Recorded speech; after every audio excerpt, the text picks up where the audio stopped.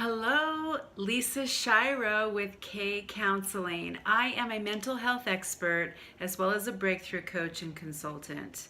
And I get to help people who feel stuck say no to their inner critic and yes to their inner rock star. Are you addicted to worry?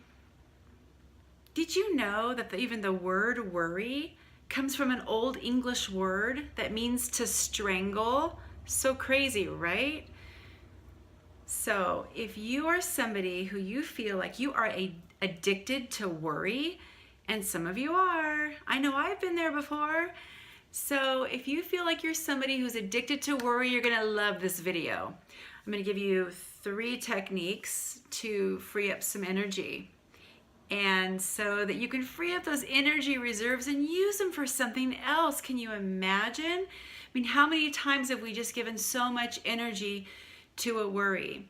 And so worry has to do more about the anxiety of the things that might go wrong, which is not the same as a current fear. A current fear is like an obvious threat that's going on right now, like a current threat.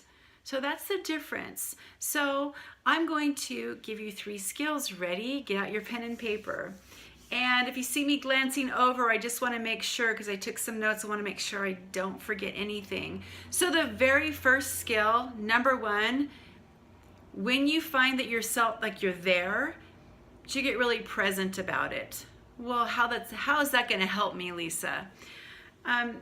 What helps with that is it teaches you to start putting some space in between the worry and the images that pop up. So your brain loves images.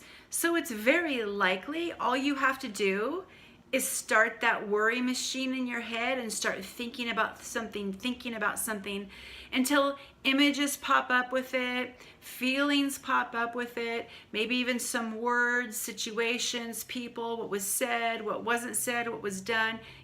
You get my drift. So number 1 is just be very present about that, like be very mindful about that, and even speak it out loud. Oh, there you are again, worry.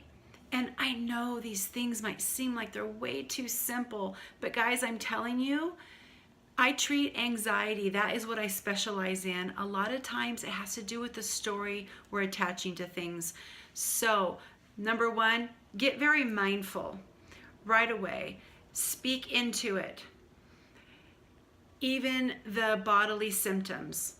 So you're really in a state of noticing what? And number 2, get very specific about the bodily symptoms. There goes my heart. I feel you. I got you. This is a really good time to be putting your hand on the places where you feel the discomfort, because it's not like it came and got you. It's all within you. And number 3 is self-care. Again, this is where we can really free up those energy reserves and recondition you to give that energy somewhere else, because boy, is it a high energy, right? And we get addicted to things. And that number 3 piece is also a gentle reminder that that body you were born into has got to last you until you die. So we need to take good care of it. And so reassuring yourself, I got this, I'm gonna be okay, while you're holding your hand over the places where you feel it, where you feel that discomfort. A lot of people feel anxiety. I would say by far the majority of people feel that anxiety in their upper torso. So it's almost like when you tell a friend, you so got this, like you're telling yourself, I got this. Because despite how very unpleasant that feeling is, it cannot last forever. Eventually it will subside. Taking really good care of you until you get there is a good idea.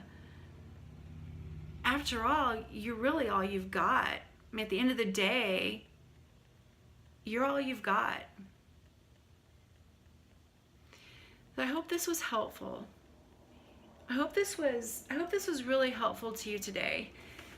It reminds me of a quote, and I want to make sure I say this right, but it reminds me of a quote by Mark Twain that I just love.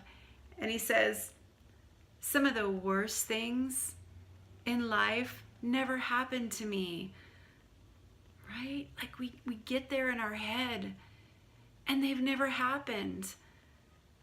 So you've got this. You've got the tools, and there's a lot of tools out there. I like to just keep it simple though so we can remember it.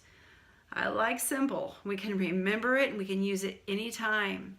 It's available to you all the time. Most of these techniques that I teach in session and online are things that you can do in your car.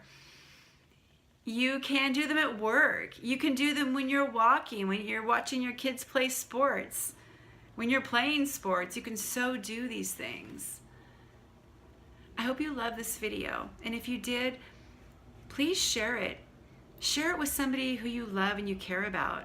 If it was helpful to you, great. Listen, anxiety is not unique to you. So many people feel levels of anxiety that just feel so disarming and so frustrating. So while some low levels of anxiety when you need them are quite useful, they keep you on your game, remind you what's important, help you focus.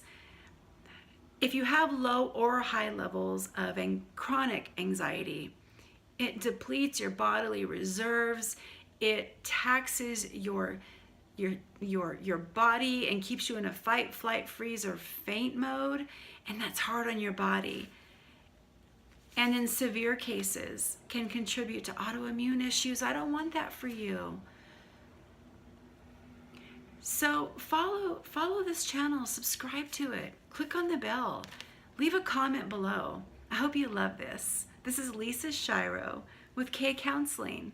Thank you.